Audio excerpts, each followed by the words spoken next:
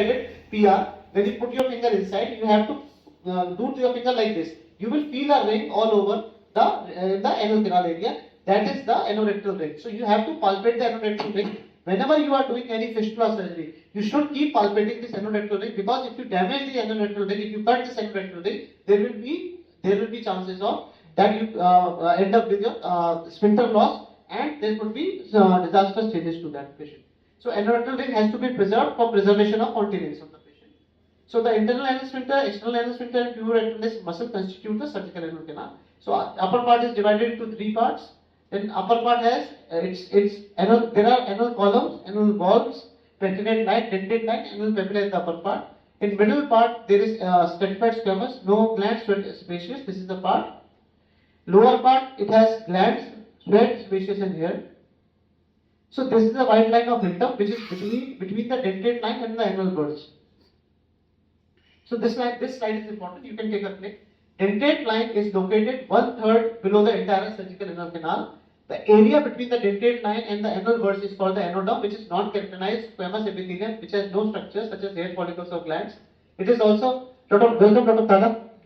The dentate line anal transition zone is found, and it appears to be proper and represent an area of gradual transition from squamous epithelium to columnar epithelium. The transitional zone is known to be associated with sampling reflex, which means the area which can discriminate from feces from gases. So this is the petrinate line. All proctology today in laser will be going on this line. So Dr. Kamal will be telling you what is this line, what is the significance of this line. He will be telling you everything. Please maximize the size of slide. Sure. Can you make it a bit faster or in late? Not seen on inspection of clinical practice, but anesthesia, the anal canal descends down and the petrinate line can be seen on slide retraction. So this is again important. Why all the anal glands and all the internal opening at 6 o'clock, the column of Morgagni begins at the dentate line and anal crypts are at its base, and anal crypts are connected to the underlying anal glands to the anal gland duct. These are presumed sources of perineal abscess and perineal fistula. So the anal gland proceeds from the anal canal and enters the submucosa. The obstruction of these ducts is postulated to lead to anal fistula, which is the reason that you generally find the internal opening is located at the dentate line, generally at 6 o'clock. So this diagram you can see, this is for fistula. You can see that anal gland and anal wall. So this is the study which is done by Dr. Sion, which shows that submucosa contain 80% of the maximum glands. So arterial supply just going superior rectal artery, upper half, and lower part it is supplied by the inferior rectal artery. So there are three sphincters: deep, superficial, the external sphincter and internal sphincter. External sphincter has three parts: one is deep, superficial, and subcutaneous. So these are the differences. I will not go into the details. So you can see deep part encircles upper end of the canal, has no bony attachment. Superficial part encircles middle of the canal and anal body in a coccygeal ligament, and subcutaneous part encircles the end of canal, no bony attachment. So you have to preserve the external sphincter. So these are some diagrams which are showing your tissue specimens. So you can just go through the diagrams. I am not going through the details.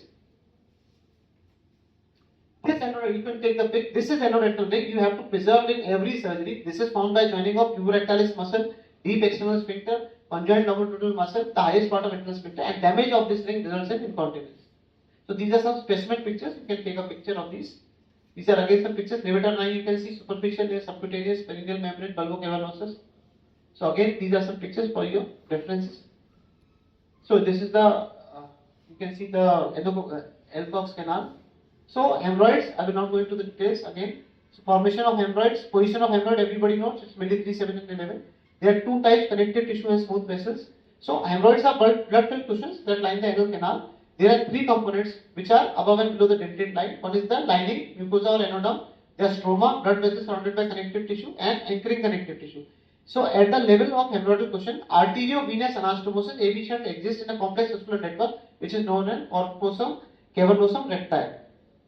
So there are two theories of that. One is it causes venous drainage, maintenance of continence is there, augmentation of anal canal mechanism by hermetic seal.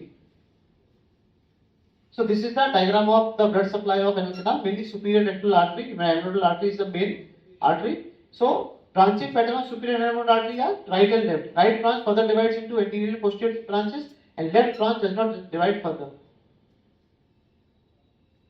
This is again the corpus. You can see the corpus cavernosum recti. So this is the diagram to investigate the hemorrhoidal arteries. So 99.93% and 98.3% are present 2 to 3 centimeters above the endorectal junction. This is the tissue histology, you can see. So when we are doing three procedures for DGHL, FGHL and later dearticulation, we are doing 2 to 4 centimeters above the dentate line. So I will not go into etiology. This is pathophysiology of hemorrhoids. So basically there is deterioration of connecting tissue. Blood vessels become distended as they lose their support. The engorged tissue becomes more fragile and there is a neovascularization, mucosal ulceration, ischemia and thrombosis which causes the formation of hemorrhoids.